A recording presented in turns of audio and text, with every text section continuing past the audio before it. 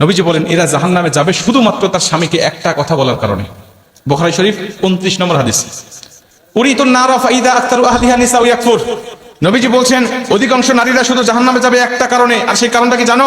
আমি মেরাজের রাত্রিতে গিয়ে দেখেছি উরিতুন নারা ফাইদা আকতারু আহলিহা নিসাউ ইয়াকফুর, অধিকাংশ নারীকে আল্লাহ জাহান্নামের মধ্যে দিয়েছে। আমি জিবরাইলকে জিজ্ঞাসা করলাম, ভাই জিবরাইল, কি লা ইয়াকফুরনা বিল্লাহ, এরা কি আল্লাহর সাথে কুফরি করেছে? এরা কি আল্লাহর সাথে শিরিক করেছে? এর জন্য কি আল্লাহ এদেরকে জাহান্নামে দিয়েছে এই নারীগুলোকে? জিবরাইল বলবে, না ইয়া রাসূলুল্লাহ, একজন নারীকেও শিরিক করার জন্য আর কুফরি করার জন্য এদেরকে জাহান্নামে দেয়নি। এদেরকে জাহান্নামে দিয়েছে শুধুমাত্র তার স্বামীকে একটা কথা বলার কারণে। কয়টা কথা? এই কথাটা যখন বলবেন হুজুর আমার স্ত্রী তো আমাকে দৈনিকই করে, আমার স্ত্রী আমাকে প্রতিদিনই এই কথা কয়। এই কথাটা মেয়েদের মুখের কমন ডায়লগ, তারা জানেই না। অথচ বুখারী শরীফের 29 নম্বর হাদিসে এই হাদিসটা বর্ণনা করা হয়েছে। যেমন তেমন হাদিস না, সহিহ সনদে বর্ণনা হয়েছে। জিবরাইল বলছেন, ইয়া রাসূলুল্লাহ ওয়া ইয়াকফুরনাল আশিরা, এরা হলো স্বামীর অবাধ্য স্ত্রী ছিল আর মাঝে মাঝে স্বামীকে একটা কথা বলতো। কি বলতো ইয়া রাসূলুল্লাহ? জিবরাইল বলছে, ইয়া রাসূলুল্লাহ ইয়া হাবিবাল্লাহ, এদের স্বামীগুলো ভালো ছিল। এদের স্বামীরা যখন এদের স্বামীদের কাছে এরা আবদার করতো, স্বামীরা তখন সেটা পূরণ করার চেষ্টা করতো।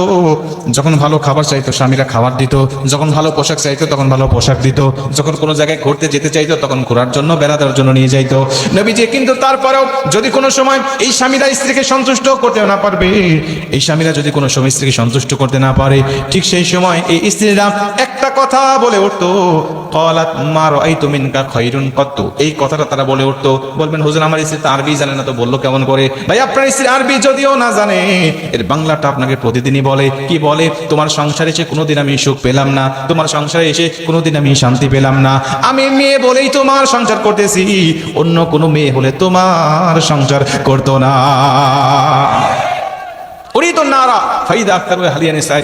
নবীজি বলছেন ওই নারী, জিবরাইল বলছেন নারী বলতো, ক্বালাত মা রাআইতু মিনকা খায়রুন কত্তু, আমি তোমার সংসারে এসে কোনোদিন সুখ পাই নাই, আমি তোমার সংসারে কোনোদিন শান্তি পাই নাই, আমি তোমার সংসারে এসে কোনোদিন উত্তম কিছু পাই নাই। আমি মেয়ে বলে তোমার সংসার করতেছি, অন্য কোনো মেয়ে হলে তোমার সংসারই করতো না।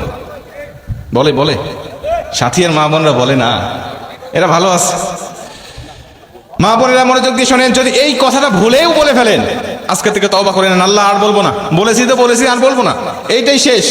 আমার স্বামী, একটা স্বামী স্ত্রীর জন্য কতটা অবদান রাখে। নবীজি বলছে যদি আল্লাহর পরে কাউকে সেজদা দেওয়া জায়েজ হতো, আমি বলে দিতাম প্রতিটা নারীকে তার স্বামীকে সেজদা দেওয়ার জন্য।